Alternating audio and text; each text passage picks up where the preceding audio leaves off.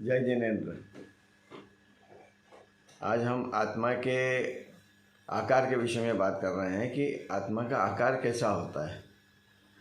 जब हम देखते हैं कि हाथी है तो हाथी के शरीर में आत्मा है तो आत्मा का आकार हाथी के बराबर का, और जब वो हाथी मर जाता है और मान लो कि वो आत्मा चींटी के शरीर में चल जाती है या चूहे के शरीर में चल जाती है तो आकार चूहे के आकार का हो जाता है आत्मा का।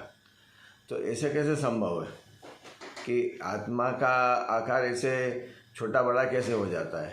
तो इसको हम एक उदाहरण से समझ सकते हैं कि आत्मा के अंदर, उदाहरण नहीं, ये आत्मा की एक शक्ति होती है। आत्मा के अंदर संकोच विस्तार नामक शक्ति, उस संकोच विस्तार नामक शक्ति का जो गुण है आत्मा में, उस शक्ति के वजह से आत्मा का आकार छोटा बड़ा हो जाता है। जैसे कि इसका उदाहरण हम लेते हैं कि जैसे दूध, हम जैसे एक तपेली 2 लीटर की है, उसके अंदर हम आधा लीटर दूध लेते हैं और उस दूध को जब हम गरम करते हैं तो दूध उफानी जब आता है तो दूध का आकार कितना हो जाता है? पूरी 2 लीटर की जो तपेली है उस तपेली के आकार का दूध का आकार हो जाता है, जबकि एक्चुअल में दूध तो आधा ही लीटर है। और जब वापस गैस हम बंद कर देते हैं तो फिर वो वापस ठंडा होकर अपने आकार में आ जाता है।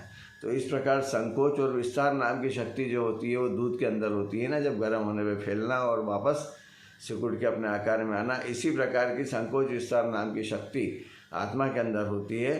तो वो जिस शरीर में जाता है आत्मा, उस शरीर के आकार, उस शरीर का वो आकार ले लेता है। अब वो भले ही शरीर डायनासोर का हो, हाथी का हो, चूहे का हो, चींटी का हो, शेर का हो, तिरंज का हो, नारकी, नरक में रहने वाले नारकी का हो, मनुष्य का हो या देव का हो।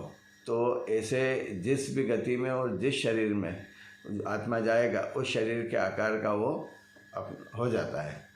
यह आत्मा के संकोच विस्तार नामक गुण इसको बोलते हैं। जय जिनेन्द्र।